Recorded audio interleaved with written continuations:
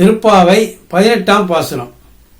உந்து மதக்களிற்றன் ஓடாதே தோல்வலியன் நந்தகோபாலன் மருமகளே நப்பின்னாய் கந்தம் கமழும் குழலி கடைதிறவாய் வந்தெங்கும் கோழி அழைத்தனகான் மாதவி பந்தல் மேல் பல்கால் குயிலினங்கள் கூவினகான் பரந்தார் விரலி உன் மைத்துனன் பேர்பாட செந்தாமரை கையால் ஸ்ரீரார் வலையொழிப்ப வந்து திறவாய் மகிழ்ந்தேலோர் எம்பாவாய்.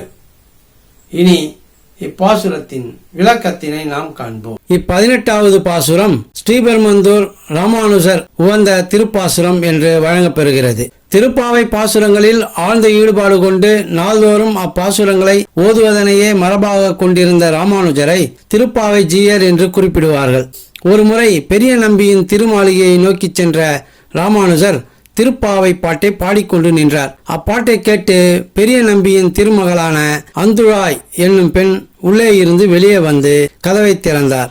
அந்துழாயை கண்ட ராமானுஜர் மூச்சை போட்டு கீழே விழுந்து விட்டார். உந்து மதக்களிற்றன் என்னும் பாட்டின் விளைவே ராமானுஜர் மூச்சித்து விழ காரணம் என்று பெரிய நம்பி அறிந்து கொண்டார். இந்த பாடலில் ராமானுஜரின் உள்ளன் கவர்ந்த காட்சிகள் நிரம்ப உண்டு என அறிய முடிகிறது. இனி இப்பாசுரத்தின் பொருளை காண்போம். மதநீர் சிந்தும் யானைகளை உடையவனும் போரில் பின்வாங்காத தோல் வலிமை உடையவனுமான நந்தகோபனின் மருமகளே நப்பின்னை பிராட்டியே வாசனை சிந்தும் கூந்தலை உடையவளே உன் வாசல் கதவை திற. கோழிகள் கூவும் ஒலி நாலாபுறத்தில் இருந்தும் கேட்கிறது. குறுக்கத்தி கொடியின் மேல் அமர்ந்து குயில்கள் பாடத் துவங்கிவிட்டன.